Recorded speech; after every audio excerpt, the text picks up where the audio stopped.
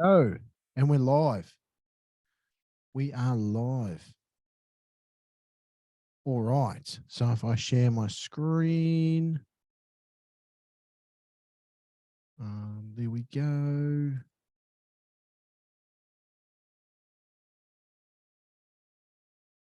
All right. Now we're on. Welcome, guys. Hope your day went well. So tonight is all about designing your routine. Bear with me. There we go. We're on. Beauty. Gotta love technology, eh? So, yeah, no more whiteboard and half-wrecked texter, I guess.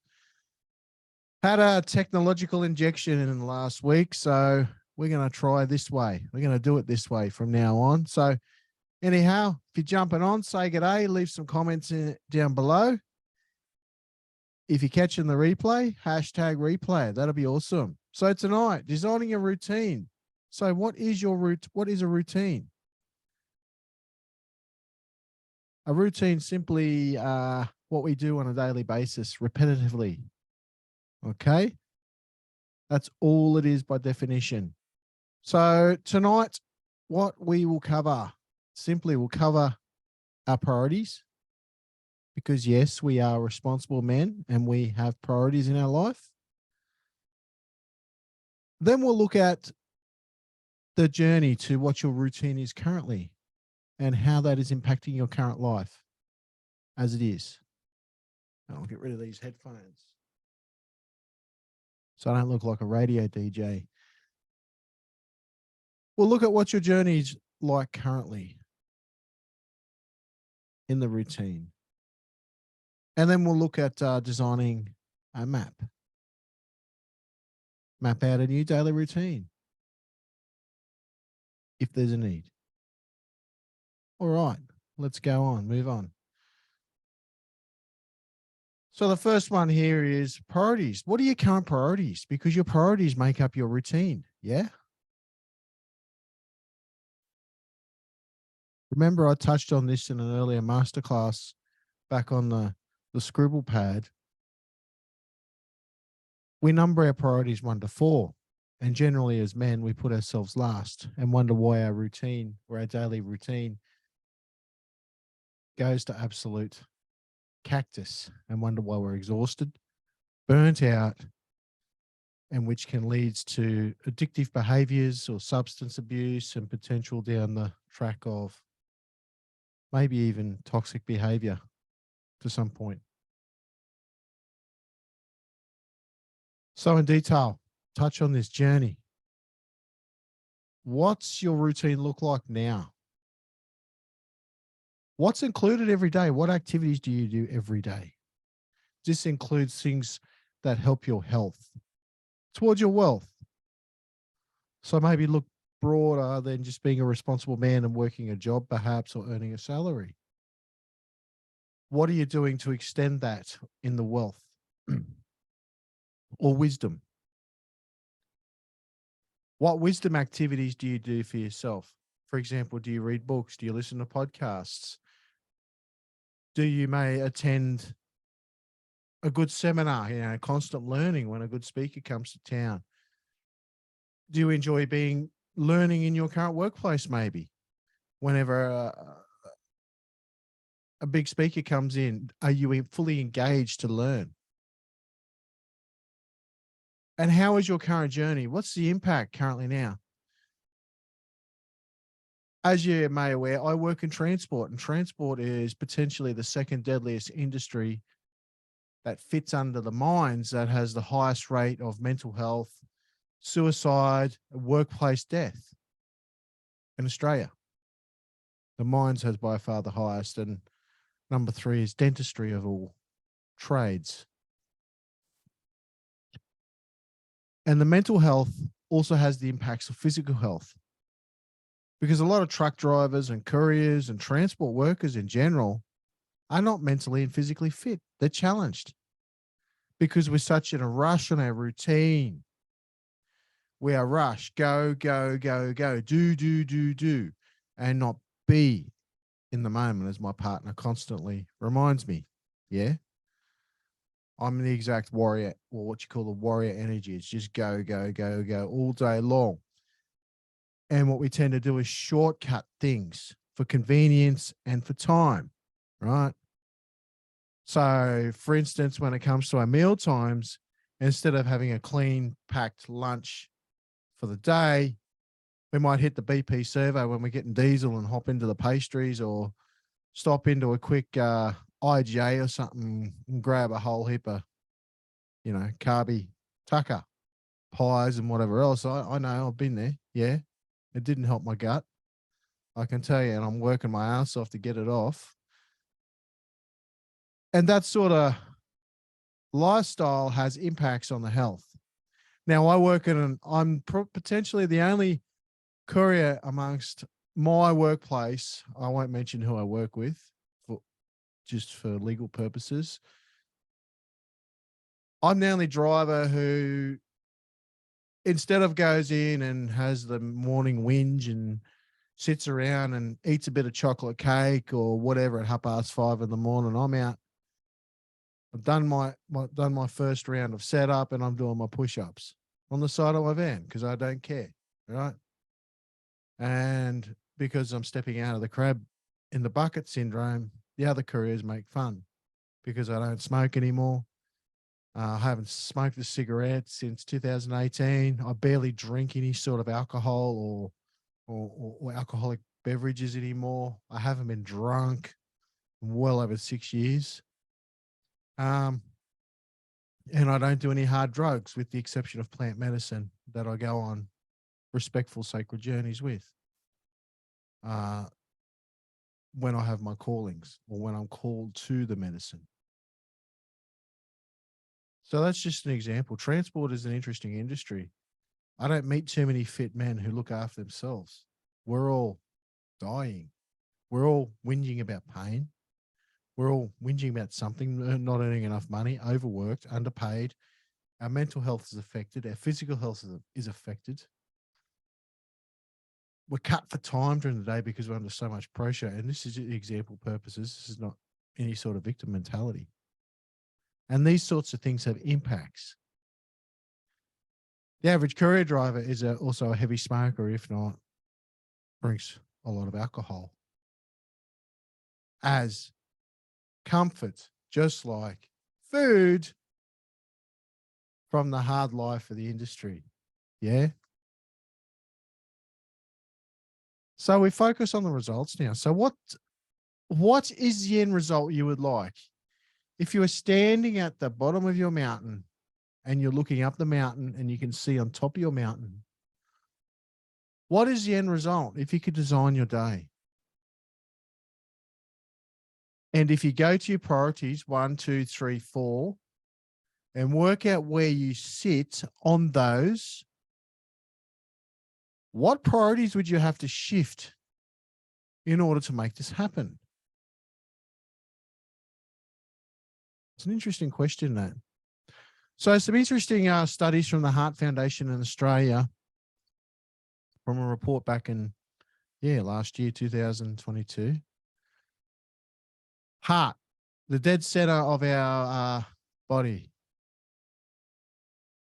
So the academics have been arguing, and the health and fitness experts and the dietitians, nutritionists, and everybody's been having their input on this report. And I find it quite fascinating because it's not just head honcho doctors and psychiatrists and psychologists leading the cause. Have actually branched out for once and into other areas.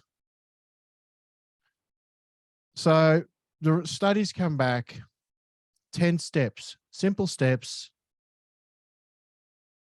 not just to protect our heart, to protect our health. Yeah. And this is not a physical health. I'm in no means a personal trainer or anything like that. These are just basic steps. Okay. As responsible men, I mean, I don't know about you, but I want to live longer. I want to have longevity in my life. I don't want to die young. I don't want to repeat my family behavior, mentally or physically. I don't want to be like my dad, who died, at 85 as an obese man. lurching in absolute pain because his body was physically wrecked from arthritis from all those years of busting his ass doing manual labor. So that's why I've put my physical and mental health as a priority to focus on. It's all about breaking the habits and the routines of the previous man we may have once been, or the father or the generation before's behavior. Because if not, it could cycle on. Okay. And that's societal conditioning, social conditioning, however you want to put it. So we simply follow a healthy eating program. 101, really. Work out your macros and your micros and follow a program. Something I'm more passionate about is get active. Now, you can go to the gym at 4 o'clock in the morning and bulk yourself up like a young Arnold Schwarzenegger if you want. It's up to you how hard you want to push yourself. I mean, I train twice a day religiously. It's ingrained into my unconscious mind. Whether it's swinging kettlebells or I'm out walking miles, and soon to start riding miles and adding a few extra, routines in just to differentiate the mind. Get away from the addictions such as tobacco and alcohol. Keep focused on your weight, right? When I started my journey back in July 2020, I tipped the scales at 181 kilos. I was a big man. I was 4XL on the waist going on 5, and I was 4XL going on 5 in the shirts. I was a big dude, man. And I'm sitting currently around about 110. And I made the decision to go for surgery because I want to get back to my ideal weight of about 75 kilos. All right. Do anything and everything you can to reduce stress, right? No, I work in a stressful environment. I know I sound a bit hypocritical when I say this. Stress produces acid in the body. An acidic body is pretty much open for any sort of disease, flus, reactions. It heals a lot slower. If you cut yourself or you bruise yourself on the job, you will heal slower. You'll take longer to heal. If you have surgery or break any bones, you will heal slower. Keep an eye on your cholesterol levels. Manage your blood pressure. Keep an eye on it. Manage your blood sugar. Sugar is one of the biggest addictions on this planet. And I was hearing a doctor on Triple J the other day, just as a passing fleeting moment in time, about how junk food companies need to be held accountable for shrinking their size portions down and upping their consumption to kids to entice the addiction early of sugar. So by the time, say, a 6-year-old kid turns 15, he or she's fully engulfed into processed sugar, processed fats, looking like the size of a house. I'll use that term attentively, unhealthy and unfit. And this doctor and a bunch of academics are wanting to hold these junk food companies accountable for it because of all the processed sugar. Sugar's disgusting. Sugar's addictive. Sugar's everywhere. Processed sugar. Keep in contact with your GP. More important, get a team around you. Yeah. So it's 10 steps. And any therapist who's consistently trained, or psychologist or counselor particular, who is trained under the APS model or the PACFA model, or even now with coaching with the ICF, the International Coaching Federation model, if there's any, mental health impacts, there's a strong influence to recommending clients to maybe look at their eating habits or their daily routine, like how much exercise they're getting, or what are they doing to reduce certain factors or increase certain factors out of these 10 steps. So we'll move on. Next slide. So what are your priorities now, man? Touch back from an older scribble pad workshop that, I did. 1 to 4. Now, the average spelling mistake here, forgive me, average man's priorities may look like and tend to look like he puts his job or profession first. You heard the missus, he's never home. He never spends any time. Man, the kids, he works 7 days a week just to keep a roof over our head. Rah, rah, rah. Yeah, I've been there. I've lost a lot of relationships because of it. Then he puts his family second. The kids are screaming. The baby needs feeding. The little girl needs the homework doing, whatever. And then he puts his marriage number 3 priority, running around after his wife, helping her. And by the time he gets around to himself as last, how do you think you feel, man? You've put 10, 12 hours a day into the day on the road or whatever your trade, profession, business, etc. and you come home and the house is just like a nuclear bomb going off. How's that going to affect you energetically wise? How's that going to affect you stressful wise? You're going to eventually burn out. You're going to eventually turn to stuff. Your routine's going to look like crap. Okay? State of overwhelm is a term. You get too much here, and it just sinks you, burns you out. Now, what does your priorities look like? It's a very important question. And it's something I will always, when I work with men, tend to fall back on. Because when I hear them drifting off down to chaos land, it's like, well, what's your priorities? Bring it back. What they need to look like, without me projecting my values, is a man needs to put himself first. No questions asked.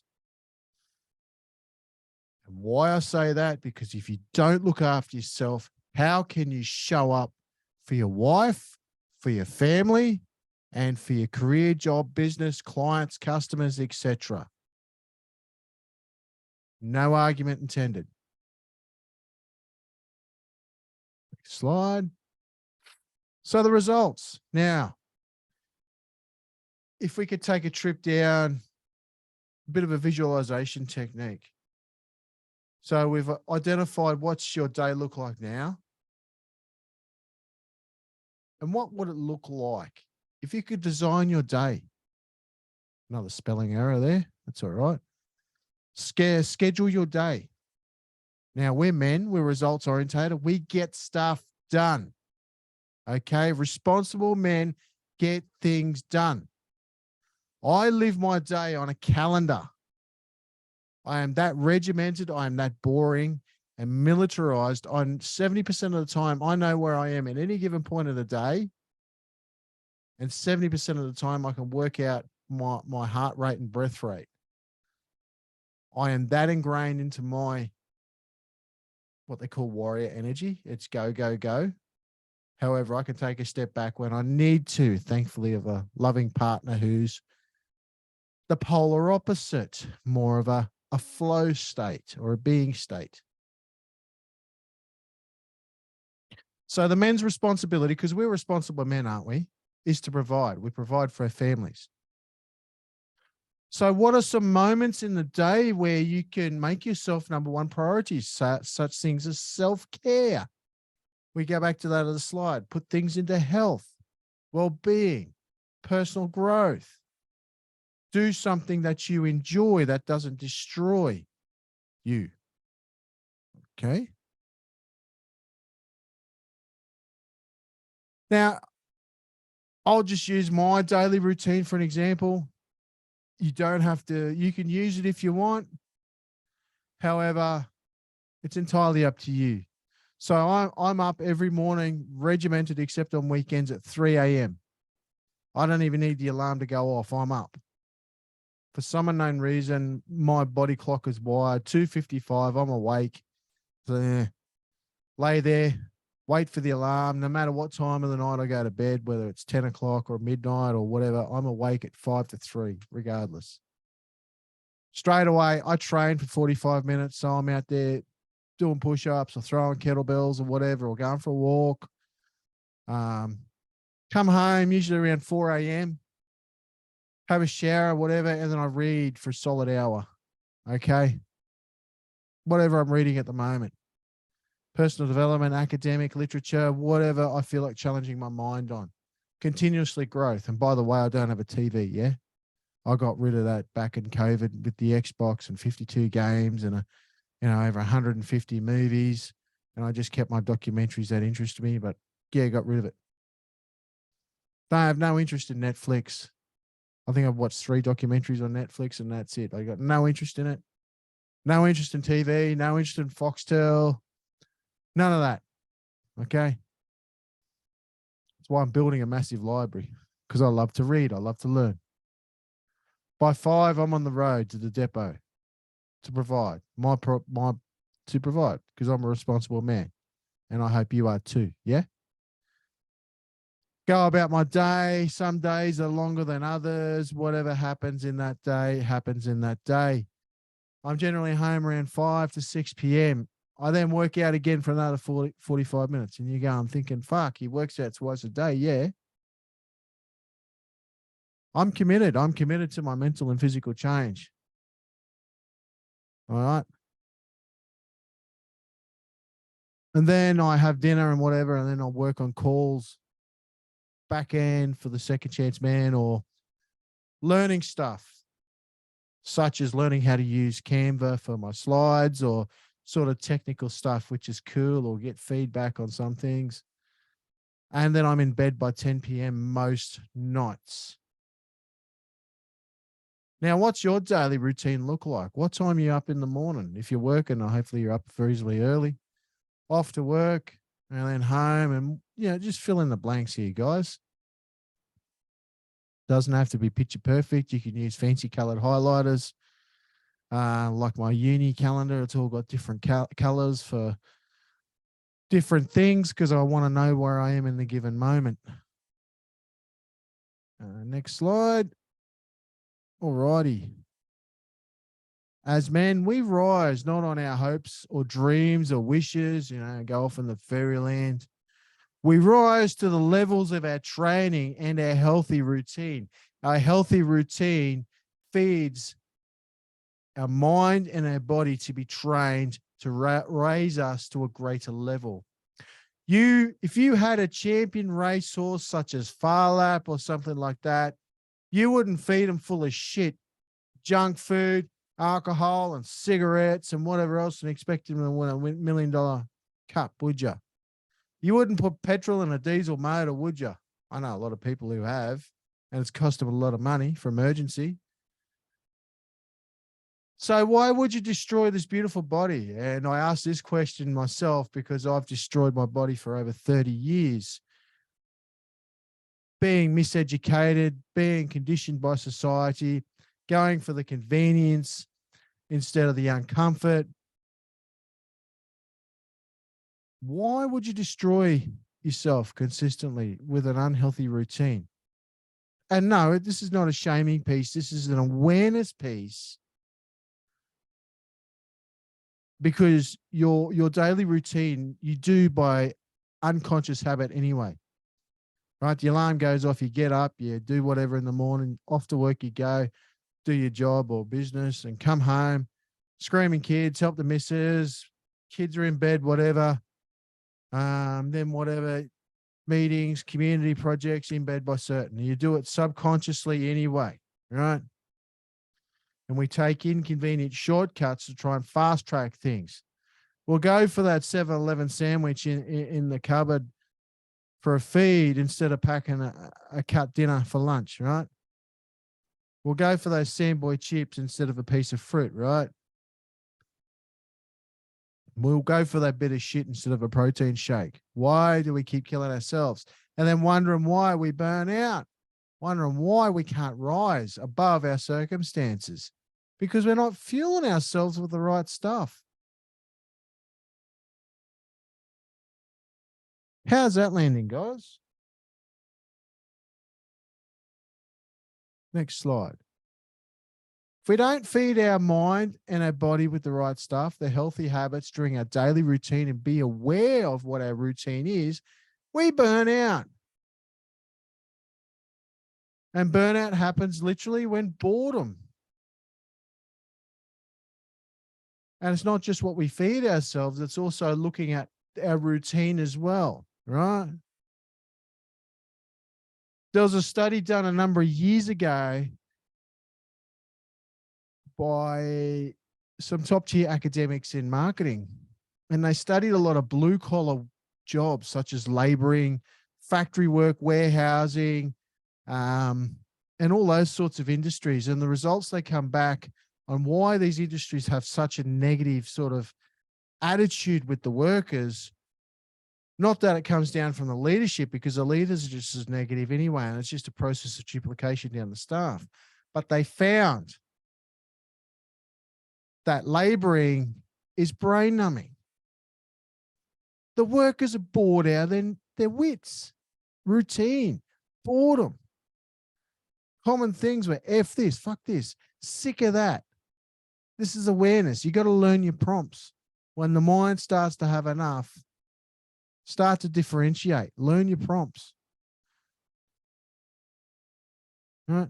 There it is again. Laboring is brain numbing. Conscious labor, brain pain dulls the brain. And this was taken by Laura Whitburn, 2013, a number of years ago now, from her journal on labor pain from the physical brain to the conscious mind. You're putting your brain through immense pain on doing shit you don't like on a day-to-day basis. And I'm not talking about uncomfortable stuff that helps you grow. I'm talking about brain numbing, labor intensive work that you don't like doing, that you get up and just do because you feel like you have to do it. And your nervous system believes that there is no other way out, which is a lie, because there is. You can change. It's only if you want to change. Okay. So in conclusion, it's all about our routine. What are we doing on a daily basis? Yes, our habits. There's heaps of stuff on our daily habits out there in the market. For the average man out there who may not have been exposed into the personal development, it's all about setting a routine. Live your day like a schedule if you have to. Getting back to the basics, starting off from the time the alarm goes off in the morning to the time you go to bed at night. Work out what your daily actions are. Obviously, we have busy lives because we are responsible men, yeah? Work those moments out and work out other moments in between those where you can do stuff for yourself to improve your health and well-being. So the next steps from here, where do we go from here? So tonight's masterclass was all about giving you a basic overview of a daily routine. What does it look like? What does yours possibly look like? What mine looks like? And why do I do this? Because it's all about improving the longevity of us men so we can keep remaining top fueled and responsible, and to provide for ourselves, keep showing up for ourselves, keep showing up for our loved ones and those we serve in a healthy and sustainable way, and not burn out. Show resilience when we're challenged. Become uncomfortable towards growth, right? Embrace the pain of change. You can't embrace anything unless you have a healthy routine in mind. If you're out getting on the drink and whatever else just about every night, then that's not going to help either. That'll kill you real quick, particularly if you're an older man, like some of us older fellas, right? It's all about taking responsibility, having awareness around that, and implementing the steps of change. So the next steps from here. If you're a man out there who's looking to change his routine, doesn't know what his priorities are, doesn't know what his ideal day looks like, is out of control with habits that are destructive. Comment below. Yeah. Comment below. I'm in. That's me. Hello. And we can get some communication going and get on a phone call together and have a conversation around this. Developing a healthy routine is crucial. And I don't care what other gurus out there about they're pushing yourself and no. It starts with living your life as a responsible man, working out what your day is, working out your responsibilities and your priorities from 1 to 4, right? Who's driving your life? Are you driving your life, or is your circumstances driving your life? Where do you sit on your priorities? Are you number 1 priority or are you number 4? Some people say that's selfish. Yes, it's selfish, but me as a responsible man, I want to be showing up in a much more healthy, masculine way for the ones I love, the ones I serve, my clients, whoever else is around me in my sphere or my world, in a much healthier way. And that starts with routine, guys. Having a healthy routine. Now I'll hang around for a few minutes if there's any questions. If not, we'll sign off for the night.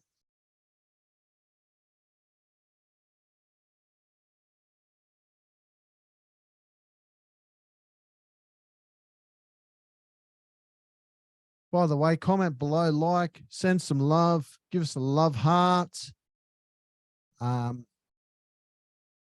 Give some feedback for some feed forward. This is the first time I've actually done some sort of presentation like this. So, I'm confident but nervous at the same time. But that's just me. This is great. I'm feeling great. I'm feeling empowered. I'm feeling much more grounded and centered. My studio's come to life. There's a few more things to do, but I'm quite satisfied and happy on where this is going. So all future classes and master classes will be done like this. And we'll grow together because we are a group committed to bettering ourselves.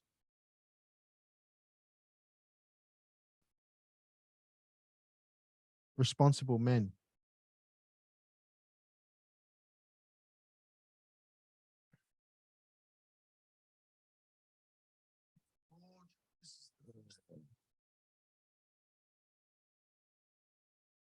Oh, thanks, Rick. Thanks for the feedback, brother. Thanks, Rick. Thanks for the feedback, brother. That's going to come. Yeah. Yeah, routine is key, definitely. And not just boring routine, spice it up. Actually, I'll dive deeper on my routine. So for those who don't follow my Instagram, it is number 2, Chance Man 2020. And that's basically been my whole story since I first started speaking out back in 2019. On my awakening back in 2018, where I went through all my criminal charges and court cases and took the journey down, justice system and almost landed myself in prison. However, that's a story for another day. It's quite an impactful story. So follow my Instagram. That's number 2, Chance Man 2020. And every day I post on that religiously, sometimes twice a day, sometimes 3 times a day. It's all about accountability as well. Got to be self-accountable for the routine. And I do the 75 hard. If anybody wants some information on the 75 hard, I can drop that as a DM. Or just reach out if anyone wants that. It's what I've been doing since about August 2021. I was referred onto that by a lovely angel, and I just got hooked into it, and I followed it. And I think I'm up to my 5th round of 75 hard, and I'm doing the 12-month Live Hard program. It's not easy. It takes commitment. It takes a solid routine. It's militarized. It challenges the hell out of you. It breaks habits. But in the end, you're there for a result, right? And it's not just to lose weight. Yeah. Plenty of weight loss programs out there, and they all work if you commit to it. That's why it's a $1 trillion industry, right? It's all about having that mental strength and aptitude and resilience. It's all those other skills, what these industries don't tell you about, right? Accountability, responsibility, being a responsible man, you know. If you can overcome 75 hard and do the Live Hard program, you've pretty much got leadership skills to, to conquer any sort of business, right? Anyway, if anyone wants any information on that, I can happily share that. But that's been my journey. Plenty of photos and pictures and that up on my Instagram. Follow my Instagram if you want. I'll post every day. But yeah, it's all about responsibility, guys. Anyways, I'm going to sign off for the night. Looks like there's no further questions. Yeah, let's go. Until next week, guys. And definitely drop some love down below. All right, guys. Let's go.